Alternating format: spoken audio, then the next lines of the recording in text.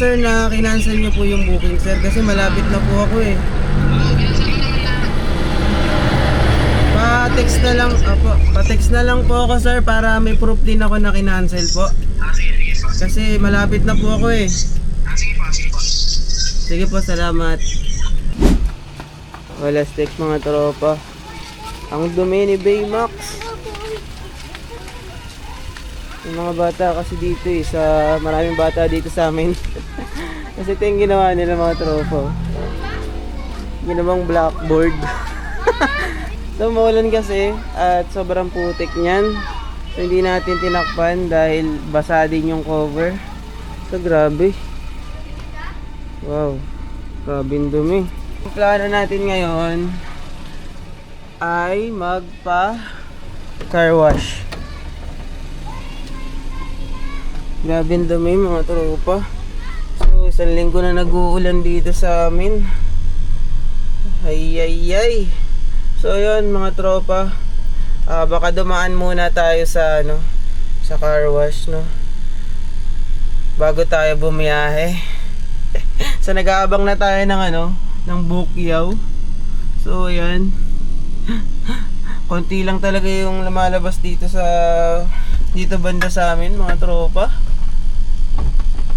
So tara, biyahe na tayo. Update ko na lang kayo mamaya mga tropa kapag nandun na tayo sa car wash o nakahanap tayo ng booking. So yun. Let's go. Dito tayo sa car wash. So habang nag-aantay ng biyahe ay magpapalinis din muna tayo ng ating Suzuki minivan na si Baymax. So naalala nyo kahapon yung upload natin. So yun, nakakila tayo ng ating kaibigan natin yon. And kasama yung mga kids nila, no? So ayun, waiting tayo dito. So ayun mga tropa, hindi tayo nakapagpa-car wash, no? Dahil habang nag-aantay tayo is may pumasok na booking. Hindi naman sana talaga tayo may Metro Manila. Since traffic doon, Friday nga pala ngayon, time check muna, 1:56 PM, hapon na tayo lumabas. Pero kasi maganda yung booking mga tropa, naka-priority. At konti lang yata yung dadalhin natin, no? So yun, nakinausap ko na si customer. Ang sabi niya may cut off daw 4 PM ang magre-receive. So yun, much better mag-expressway talaga tayo since sa traffic sa Manila at may nahabol tayong oras. So yun, update ko kayo mamaya kapag nandun na tayo sa ating pick up point. Dito lang din sa San Jose del Monte, 5 minutes away. Let's go! Sir na kinancel na po yung booking sir kasi malapit na po ako eh.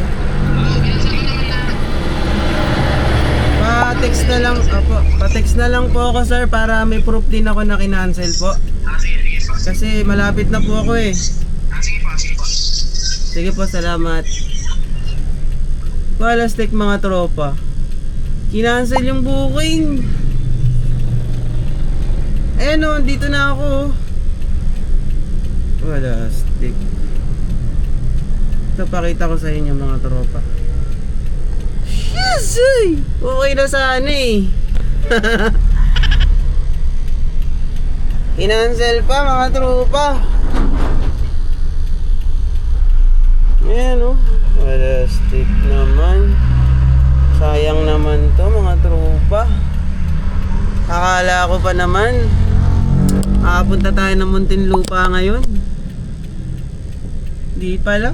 Sayang pati nakapila tayo sa car wash. Dapat tayo na yung next eh. Since kinancel at malapit na tayo. Karabing abala no. Siyempre nagkonsumo na tayo ng gas no, papunta doon. Tapos biglang ika-cancel. Hay nako. So anyways, kasama talaga yan. May mga ganyan talagang nangyayari. Hindi lang ito first time na nangyari. Maraming beses na. Yung almost siguro mga 500 meters away ka na lang, biglang ika-cancel out of nowhere. Hindi ka man lang muna i-text or tawagan na sir hold on, kakancel natin yung booking. Hindi, hayaan ka pang makapunta doon. Buti ka mo. Nakita ko na order canceled. Order canceled. Wala. So yun, sana nagpapakarwas na sana tayo. Kala ko pa naman priority booking na. Yun, anyways mga tropa, update ko na lang kayo mamaya. Nakancelan tayo. Time check 2:05. Nandito na tayo sana sa ating drop off, kaso kinancel. So dito tayo ngayon sa Star Mall, San Jose del Monte. Ayan. Ganda na sana mga tropa. Bakit ganun? So ayun mga tropa, after natin makansela ng booking, so nandito tayo ngayon somewhere in Bulacan pa rin, nag-aantay ng booking.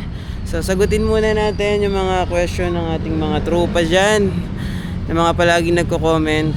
So sa mga hindi nakakaalam, ang model ng ating minivan is DA64B. Basic variant yan ng Suzuki minivan. So maraming klase ng mga minivan mga tropa. Akala ko din dati pag sinabing Suzuki minivan ay isa lang sila. So napakadami pala niyang variant. So merong si DA64V, DA64W at yung mga newer model ng DA17 series like yung V and W. So ang pinaka top of the line ng Suzuki minivan ay DA17W, full option. So yun yung mga klase ng mga minivan mga tropa. Yung sa atin is yung basic variant lang na DA64B. So yung pang number 2 na tanong is magkano nga ba ang kuha natin sa ating minivan? So ang ating minivan, so na-reveal ko na rin yung price nito sa mga previous vlog natin, na ang kuha natin sa ating minivan is 280k. Alright, nasagot na natin. Yung pangatlo naman is yung palaging kino-comment ng ating mga tropa kung sino daw ba ang builder ng ating unit. So, ang builder ng ating unit ay taga Iloilo. So, hindi kasi ako nagre-recommend or nagsasuggest ng mga builder, no? Kung sino ba yung magandang builder at kung sino ba yung trusted.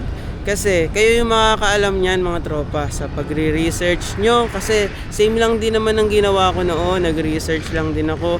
So type nyo lang sa YouTube, Facebook, minivan builder. Kung sino yung maraming nabenta na. Kung sino yung marami nang na-issuing unit sa around the Philippines. Mapa Visayas, Mindanao or Luzon man yan. So pero kung gusto nyo talagang malaman, kaya sa palagi kong sinasabi na mag-comment kayo sa atin or i-message nyo ako sa ating Facebook page kung gusto nyong malaman kung sino yung builder ng ating minivan.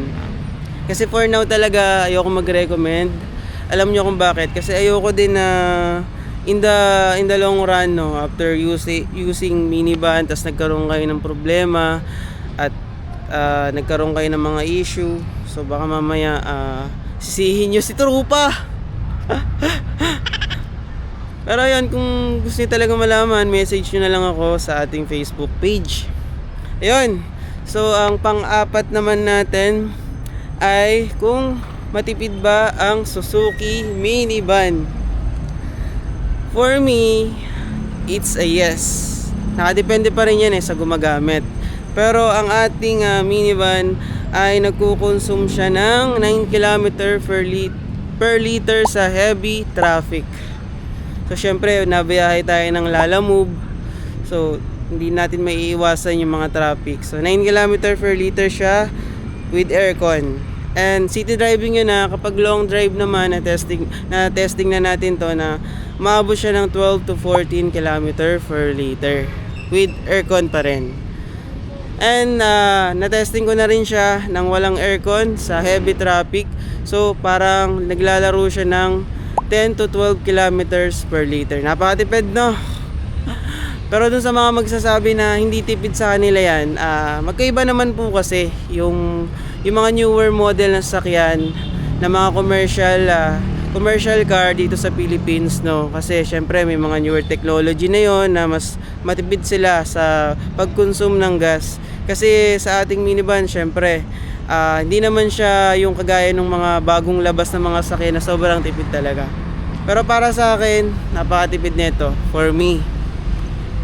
So pang 5 na ba tayo? Pang 5 na question is, ilang seater ba ang Suzuki minivan? Bali, sa papel, ano siya, 5-seater capacity, mga tropa. Ayan, so ayan ang ating minivan, mga tropa. Ayan yung sa front. Ito yung sa passenger.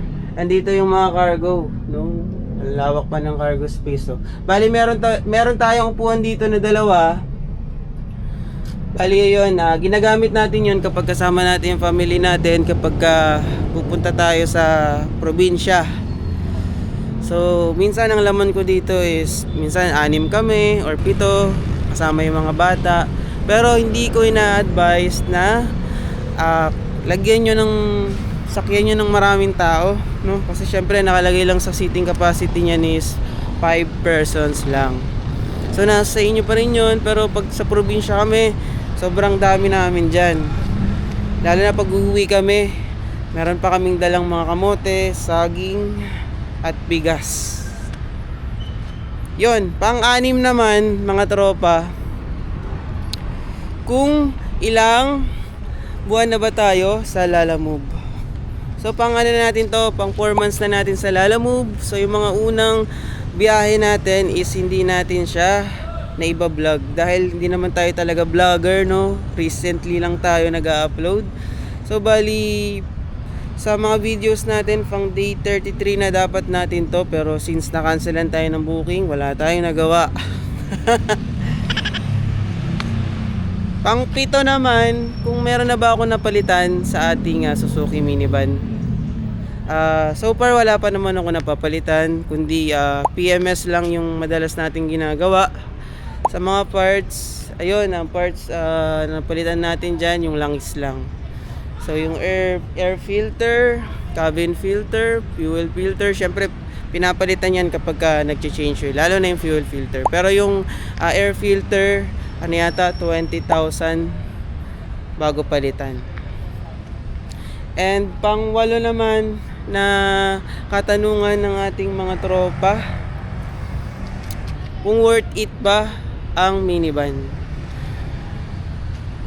Sasabihin ko sa inyo, nakadepende pa rin sa inyo yan kung ano ba talaga yung hanap nyo sa sasakyan, kung ano ba yung pangangailangan nyo. Kasi itong minivan para sa akin at para sa aking pamilya ay napaka the best. Kasi imagine from 200k ranging na sasakyan, makakuha ka ng ganito at ikaw pang masusunod sa kulay at nakapangalan pa sa'yo. So saan ka pa?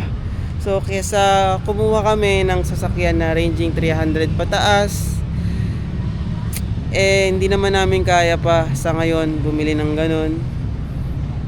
Kaya ang naisip namin na pwedeng gawin is kumuha ng minivan. So hindi kami nagsisi, mga tropa. Sana pala dati pa kami kumuha nito. So ayun, sa mga nababasa kong mga comments, binabasa ko lahat yan, mga tropa.